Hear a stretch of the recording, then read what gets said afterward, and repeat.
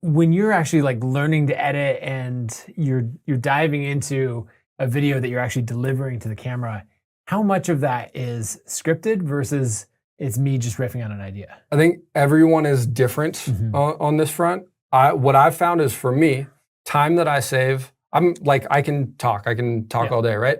Time that I save not scripting, I typically spend hacking the video into what I need it to be and editing. Like, so like it's gonna take the same amount of time. Yeah. So do you wanna And one is much more frustrating than the other and leads to like weird glitches in the footage. But so for me personally, at the very least, I'm always outlining. Very occasionally, I'll just let it rip.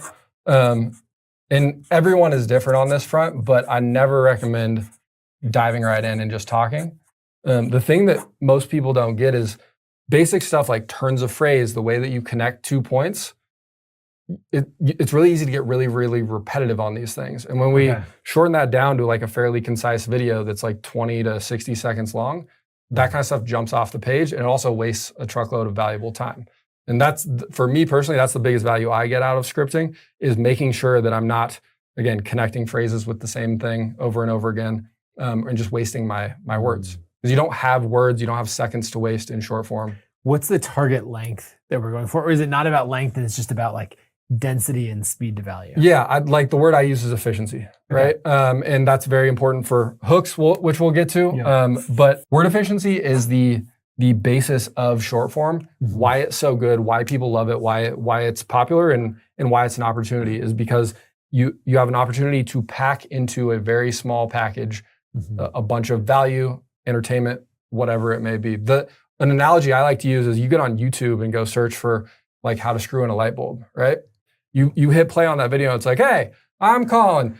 While you're here, go like and subscribe and da-da-da-da-da. Today, we're right, and then all of a sudden, a minute or 2 minutes into it, here's the light bulb. I chose this brand, right?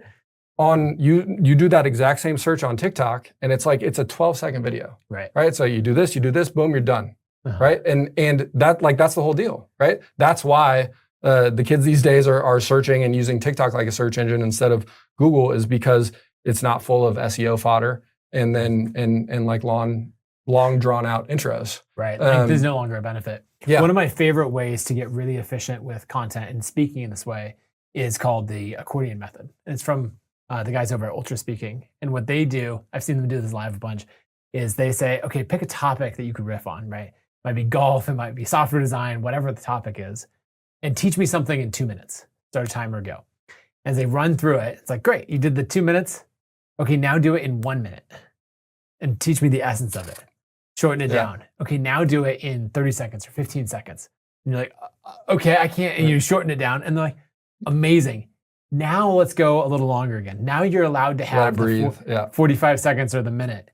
And you went from how do I possibly fit this whole thing into this amount of time to like, wow, a minute is actually a ton of time. I mean, every time I write a script, it's like you're always disappointed to find that you could pretty much just delete like 30 or 40% of it and have the same video. But I think it's important because then that gives you room. It doesn't mean it should just be rapid fire always, but then you fill that space with personality and clips and things to make that video your own, to add on to the value or whatever it is there.